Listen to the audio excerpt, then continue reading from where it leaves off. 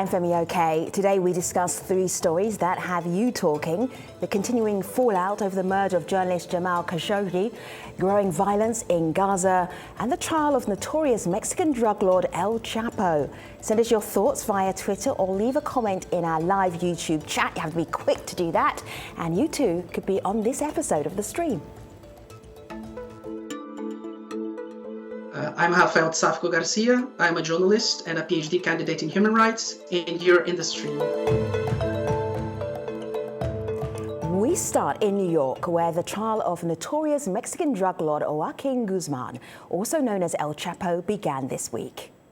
For the last 2 years, Joaquin El Chapo Guzman has been held in solitary confinement in a New York jail after his extradition to the U.S. on an array of drug trafficking and murder charges. Security for the trial will be tight, considering Guzman famously escaped from prison twice in Mexico, once through an elaborate tunnel in his prison cell. Even with Guzman in handcuffs, prosecutors and the judge worry his associates could still pose a danger to people involved in the trial, like cooperating witnesses and even jurors.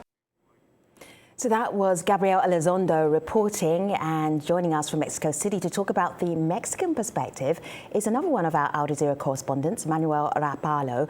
Manuel, it's good to have you with us. I'm just looking at this headline here from AlJazeera.com. El Chapo trial. It's business as usual for the Sinaloa drug cartel. What difference does this trial make to the drug business in Mexico?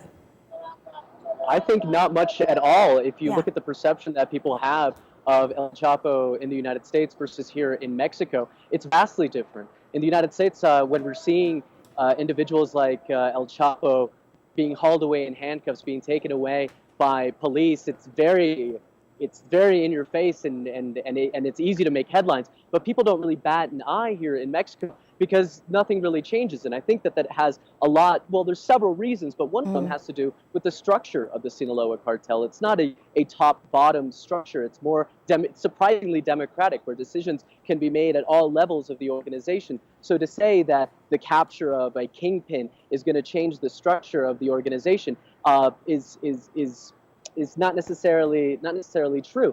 And consider how much money this organization has. I mean, the United States calculates that the Sinaloa drug cartel has taken in somewhere around $14 billion from illicit drug sales and drug trafficking. And whether it be the Sinaloa drug cartel in the north or the Zetas in southern Mexico, the strategy of going after kingpins doesn't change the situation on the ground. Manuel, just sharing this tweet with you from Ali. You were talking about the amount of money the cartels actually have. Ali says of El Chapo, he's a rich man and a wealthy person, always above the law. He's escaped a couple of times. Is this, do you think, justice finally? This trial in New York? Is this justice finally for Chapo? Yeah. I don't think that would be up for me to say if this is justice. I mean, if you look, and that would take me back to the idea of what it means to go after kingpins. Like I said, it doesn't change the situation on the ground for people in Mexico. The best analogy that I've ever heard about this is one of a hornet's nest. Yeah. And if you attack this isolated problem by taking out a kingpin or this militarized approach to attacking drug trafficking, what you do is you disturb the hornet's nest, you widen the problem, you space it out. So where you would have one cartel that was in control of one region, you now have splintered groups that fight for control of that region, and what you end up with is more violence of people getting caught in the crossfire. And is this justice for El Chapo? I mean, the guy is sitting in a cell for 23 hours a day in isolation. I think that a lot of people, especially the dozens who allegedly were his victims, would probably say that yes, that is justice. Sure. Manuel, I'm going to let you go because you are literally standing amongst your story that you're about to file for us. Tell us about that in a sentence. Go ahead. Well, yes, the migrant caravan that's been traveling for weeks now through southern Mexico has finally arrived in Mexico City. So we're watching them receive aid, receive medical attention. A lot of them are sick. And we're going to be following them over the course of the weekend and see where they go next. They're planning, of course, to head to the United States southern border. but it could still be a couple of weeks before they reach that point. Manuel Rapallo, while filing one story and being live on the stream, he's about to set off on another story on the migrant caravan. Manuel Rapallo, thank you for doing double duty. We really appreciate you being on the stream today. Take care. Good to be on the show. Thank you. Thank you. And now we go to Turkey, where new details are emerging in the case of the slain Washington Post columnist Jamal Khashoggi. Turkish media is reporting that staff at Saudi Arabia's consulate in Istanbul tried to dismantle security cameras to help cover up the murder. You'll recall Khashoggi, a critic of the Saudi Arabian government, was murdered inside the Saudi consulate on October the 2nd. Joining us to discuss the latest developments in Ankara, we have Jamal Shayyal. He's a senior correspondent with Al Jazeera. And in Istanbul, Imran Garda. He's the host of TRT World's The Newsmakers, and of course a former stream host. Gentlemen, it's good to have you here. All right, you can help each other out here, but I would love a summary of the story as you know it, as you believe it to be unfolding right now. Jamal, you start. Well, Femi, thanks for having me on. I mean, obviously, this is a story that's gone on for over a month now, and what started off in the first couple of days of the disappearance of Jamal Khashoggi being a story of disappearance, essentially very quickly transformed into one of murder, something that you wouldn't find essentially in spy films. A journalist who went into a consulate to process paperwork, not to be seen after that, then leaks emerging from Turkish sources speaking on the condition of anonymity, talking about a 15-man hit squad being sent from Riyadh on private jets, talking about the closest confidants, or at least security detail of de facto ruler Crown Prince Mohammad bin Salman, essentially going in, specifically luring this journalist into the consulate, not only killing him, but, every time I say this, I find it difficult to fathom, essentially dismembering him with a chainsaw. This has been an intriguing story, to say the least, but what's so significant about it, Femi, is that it is not limited to a criminal act of assassination or murder. This is something that strikes at the heart of so many different levels or layers. So you're talking about international diplomacy, you're talking about Saudi-Turkish relations, you're talking about US-Saudi relations, so many sub-elements to it, and each one of them are playing such a huge role. Imran, you're in such a unique position right now at TRT because you couldn't be closer to what the Turkish administration is thinking, what they're doing, what they're up to. Do you have special sources, a way of getting to the story that no other broadcasters can bring to their coverage? In truth, I think Jamal has better sources than I do. But you're right in the sense that because TRT World is the state broadcaster, there's an element of national pride when it comes to this story. So the long and the short of it is, Femi, there are stories about audio tapes and stories about stuff that hasn't been leaked yet.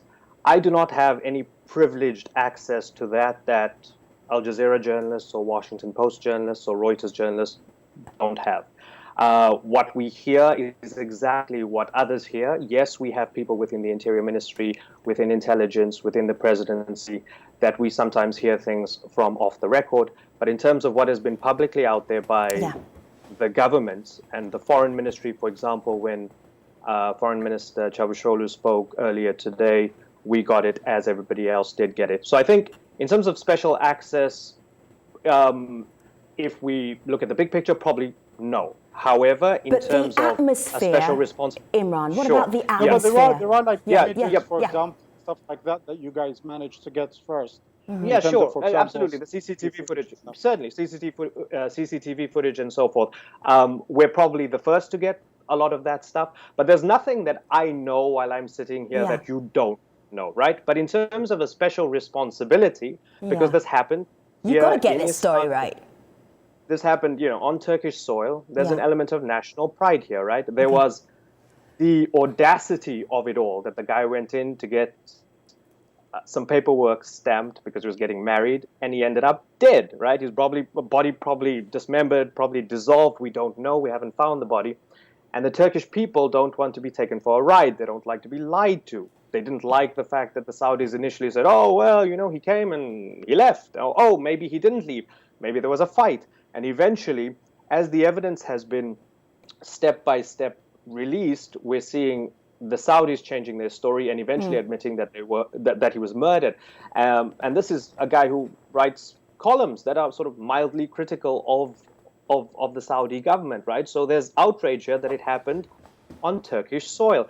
Now what the Turkish people want, and this is from the president down, they don't want to have a situation where, as Jamal talks about all those various layers of diplomacy and international relations, they don't want that to be finessed into the justice process. They don't want compromised justice. They don't want justice in the sense that okay. So, gents, let me as we talk. I'm going to certainly, Jamal. But the point is that people are going, well, they don't want a deal to be made. They want the truth. They want the story, whatever happened. So, for example, if the rich kid killed somebody, they don't want the rich kid's gardener to be the one blamed for it and go to jail, and everybody thinks that's justice, right? So, okay, so gentlemen, I hear you, and as we debate this, let me throw in some of our social community, because they want to talk to you as well. So here's Idris, and this is for both of you, and both of you can weigh in, please do. Turkey is doing good so far and has the right to be outraged, given that the murder took place in their country with blatant regards for their rules. Turkish outrage? Are we hearing that? Are we seeing that? Are you seeing that? You're both in Turkey. Jamal, you want to tackle this first? No, I mean, I would say something just that which feeds into what you were saying, as well as this comment here. And I think it is this issue, as Imran was saying, is that this feeds into that outrage, that the Turks don't want to be seen as if they're being taken for a ride. In the end of the day, this is an issue of sovereignty as well. But I think it's very important to question why the Saudis decided to choose to commit this operation in Turkey. I think there was a message there. It's my belief, covering the story, that actually the Saudis wanted the world to know that they were behind the murder of Jamal Khashoggi. However, they didn't want the world to be able to prove that they were behind the murder of Jamal Khashoggi. And there's a very fine line there. It's the same as, for example, the world knowing the Russians were behind certain operations but unable to prove it, or the Israeli Mossad was behind the assassination of somebody in Dubai but not being able to prove it.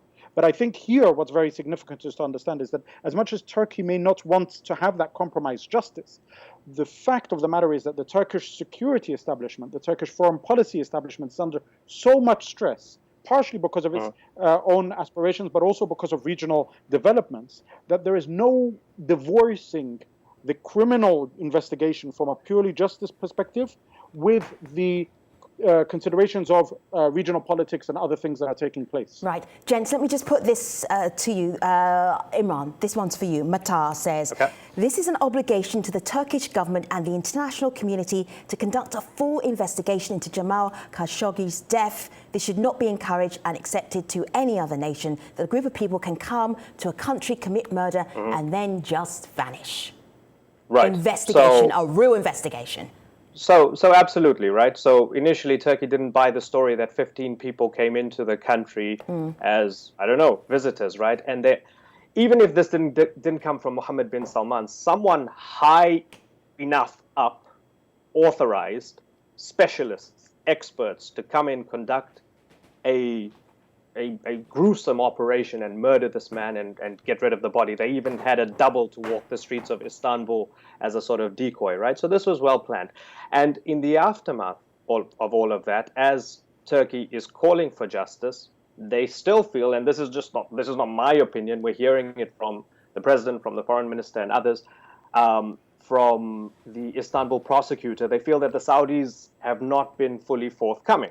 Right? So even when the Saudis sent their guy over, the feeling within Turkey was that the Saudis were more interested in finding out what Turkey had on the story and the investigation rather than actually helping. So this is going to be ongoing. Now, this is set against the backdrop of, as Jamal says, a partnership, a friendship, an alliance between two big nations, right? This is no joke. They have business deals, they have cultural ties, they have historical ties, religious ties, and so forth. You're not just going to break the relationship, but you're also not going to turn a blind eye and say, well, we're friends, so, okay, you tell us, who do you say is guilty? Oh, those 10 guys, they're guilty. Send them to jail in Saudi Arabia, and this is done. There's definitely a huge appetite within Turkey, from the president to the people, to see this play out in terms of criminal justice, trying to divorce it from the politics as much as possible, even though that might be difficult. Jamal, if you look on your Twitter page, at the very top, there's an article that you wrote over a year ago about MBS, the Crown Prince of Saudi Arabia, where you kind of called it out and drew attention to his behavior. Are you now thinking, I told you so? I knew that this might happen? Jamal? Unfortunately, yes. And I'll tell you something else, Femi. What's maybe a bit more shocking, maybe what people don't know, is that article ended up being published in Middle East Eye. I had actually pitched it to be published in the Washington Post. And I had discussed with editors at the time about it, Sure. who maybe felt that I was over-exaggerating with regards to it. So it is very unfortunate and chilling that, unfortunately, that events transpired to actually vindicate that prediction. And prediction isn't some sort of prophetic thing. This wasn't based on just, sitting there. This is based on studying the Saudi political system, understanding the personalities behind it, and also speaking to several officials who had met Mohammed bin Salman over a period of time and who had fed information with regards to how he would act and behave. And I think this is something very significant when we're thinking about it today. There is, I believe, this maybe naive understanding or belief that somehow the Crown Prince can be neutralized or maybe have his wings clipped in one way or another. But if you see the way in which Saudi operates in terms of a total monarchy, you look at the fact that Mohammed bin Salman currently controls the defense ministry, the interior ministry, the money and finances, the religious establishment, as well as the royal court, at least through an iron fist, then you understand that there is no clipping his wings. He has made it into a zero-sum game in Saudi Arabia. And this is something which the international community, or at least the statements that have been made by the international community, do not necessarily reflect. There is this belief that somehow he can be appeased or maybe kind of calmed down, and everything from the war in Yemen to the blockade on Qatar to this gruesome assassination would indicate to the opposite of that. I'm just thinking, Imran, as you're working on your next way that you're going to cover this story in Newsmakers, just very briefly, in the last 30 seconds of this show, of this segment, how are you going to do it? How are you going to grapple with this? Getting to the truth. Well, accountability, right? Yeah. So when it comes to anything that's happening in Saudi Arabia, from women driving to Vision 2030, Mohammed bin Salman is very quick to take the credit for it. Tom Friedman is very quick to give him the credit for it. So similarly, we want to ask the hard questions. Was he behind this? And if he was not, is he incompetent? Is he maybe not aware of some nefarious stuff that's going on within his government? So accountability is at the center of all of this right now. We know there was a murder, but we want to know who ordered it, because I think that's the duty to everybody out there who's been mesmerized by the ghastly events of the past month. All right, so thank you so much, Jamal, and also to Imran. And of course, if you want to find out the latest in the Khashoggi case, go over to aljazeera.com. It's one of the trending stories there right now. Gentlemen, thank you very much indeed. Moving on to Gaza, where unrest along the Gaza-Israel border continues despite an Egypt-mediated truce. Reports surfaced Tuesday that Israeli soldiers wounded Abu Amro. He's a young Palestinian man whose photo has become a symbol of Palestinian resistance. Joining us with the latest on Gaza in East Jerusalem, we have Al Jazeera correspondent Stephanie Decker. Hi there, Stephanie. Always good to have you on the stream. Goodness me, trying to keep up with what's happening, what's the most important right now. What would you tell our audience that they need to be paying attention to?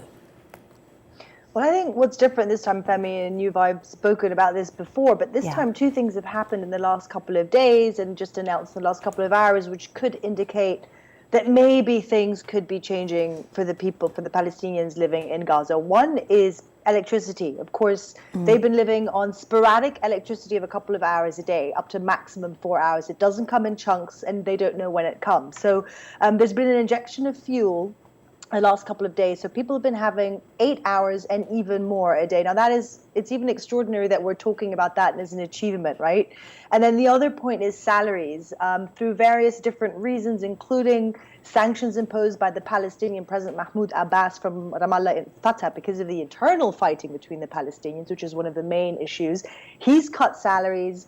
So for over a year and a half, many people in Gaza haven't had their salary pays in full. They've had cuts of up to 60%.